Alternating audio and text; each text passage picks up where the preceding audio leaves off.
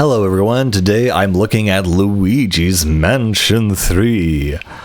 Oh my god, I forgot how much I actually enjoyed the original Luigi's Mansion, how well designed it is, because this game is, I would say, almost on par with that game. It's definitely...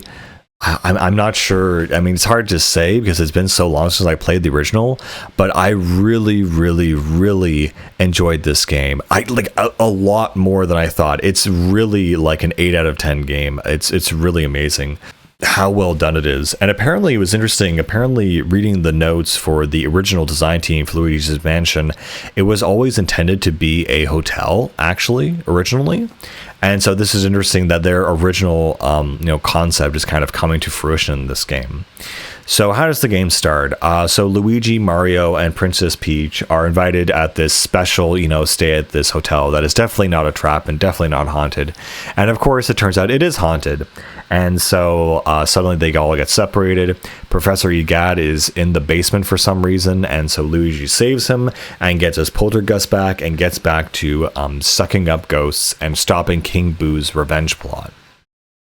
What's really interesting is that the way the game is structured is that essentially each floor in the hotel is a new level, and so you need to defeat the boss on that level to get the shiny elevator button to get to the next level, because for some reason the elevator is missing all of its elevator buttons. What's also interesting is that the entire hotel is done in an Art Deco style. And what's also very neat is that each floor is completely isolated from the last, in the sense that they are certain, they each have a certain theme. One is like medieval themed, another is pirate themed, another one is Egyptian themed. And so it's less of a ghost and spook and haunted mansion as it is kind of like a theme park, honestly. There's a dinosaur themed level, lots of really cool things. And again, I'd never played... what was it? Dark Moon, Luigi's Mansion 2, which just seemed more like a DS multiplayer focused kind of game. So there's a lot of new mechanics in here that I'm very fond of. First up is Luigi's Dark Light. He's able to use this to reveal certain things in the environment that you can't see, so similar like a lens of truth. I really enjoyed that. I thought that was super cool and a lot of fun. And also, they've kind of redone how the boos are kind of detected. You don't really unlock the boo hunt until like maybe a quarter or halfway through the game, which is a little bit odd, because in the original one, you got it pretty early on, if I recall. But now you don't just knock around objects in the environment. Now you actually have to search, for boos on the entire floor, and they could be hiding basically anywhere. Oh, and of course, the one thing that made this game very famous is Luigi. So I think Luigi is a fine addition. I think he's a pretty funny character. And yeah, it does make the game co-op, which again is absolutely fantastic. I love the fact that they've added that option in here. And I definitely had some good experiences with a friend, so... Of course, you can play the game alone as, Luigi, and just remote control Luigi from afar. But yeah, Luigi can do certain things where he can go through walls, slip through between beams, do certain things like that. The one funny thing is that his one weakness is water. He will dissolve. So there's a lot of water in the hotel, obviously. In fact, there's a whole section that's like kind of a sewer system underneath the hotel. And so in that area, that's where a lot of the puzzle solving kind of takes place. I think there's this one thing where I missed this one chest in the underwater section, and it really always bothered me all that time. But for the most part, everything you can kind of come back to and re-examine and whatever. Again, there is the aspect of the game where you hunt giant gems and collectibles. Rather, they're more so collectibles in this game, and they don't really count towards your score. I mean, I think there is a score at the end of the game, but again, it doesn't really matter. What is interesting, though, is the gems on each floor. They are kind of numbered and spaced out, so you know that on every floor there are always 5 gems of a certain design, and you kind of know exactly how many to expect. So that what makes it less of a treasure hunt and more of a collectible, I think, in some way. I also really like the map that will show you where Luigi is on it. It has a really nice way to just popping up onto the main screen. And I just think it's done really well. I believe it also shows you where there are boos hiding out, I think. That quickly before I forget, this game also has multiplayer, but it's also very, very basic, base bones. Something that you'd expect from the early 2000 era of multiplayer games tacked onto single player, like the Scream Park. And I tried them, and they're kind of they're okay, but again, nothing really amazing or anything. I think on a philosophical level, what I really enjoy a lot about Luigi's Mansion 3 that kind of shocked me, because I just finished playing a little bit of Starfield and other AAA games when I went into this one. What's really shocking about it is just what makes a good game is density.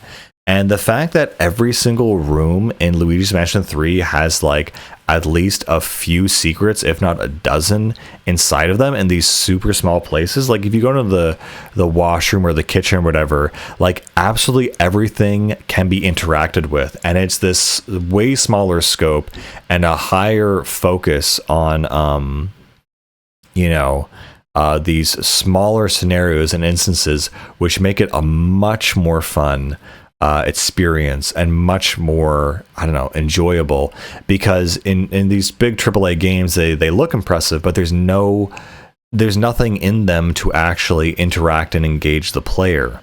But in Luigi's Mansion 3, that every time you go into like a room, there's going to be things to interact with. There's going to be new things to find, new enemies to fight. There's going to be all of this stuff. And so even though there are these tiny little rooms, it was way more interesting and entertaining to play this game than something like a Starfield, because it is just so packed and dense with all of these great little hidden secrets and objects and things that you can find. It's just a lot of fun. Yeah, I don't know. I haven't heard people talk a lot about Luigi's Mansion 3, but it's probably one of the better Mario games I've played in a while. There was definitely some areas, though, of the game where they expected you to know what to do or find hidden gems that I had absolutely no concept of whatsoever. So there are some definitely hidden things that are very, very hidden in this game that are very difficult to get into, so to speak. So yeah, I even had to use a guide for the last few things in this game, but it was an absolute joy to play through the whole thing and try to find as many things as possible. The one other really charming, soulful thing about this game is that all the money you get at the end of the game, it's a slight spoiler, but basically the hotel is destroyed at the end of it. And so what you have to do is basically rebuild the hotel. And so depending on your score, it shows what kind of hotel you get at the end of the game. And so it's, I thought it was really nice and kind of nifty.